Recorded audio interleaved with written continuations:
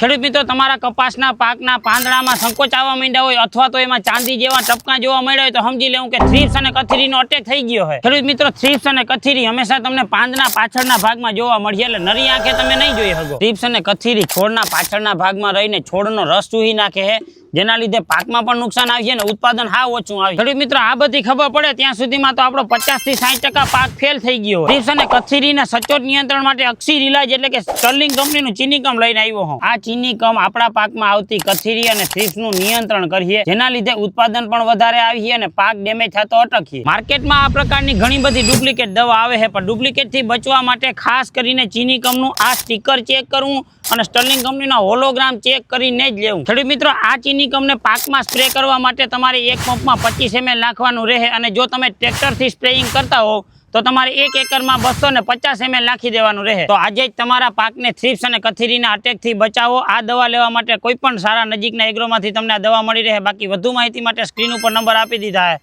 Phone કરી લેવો।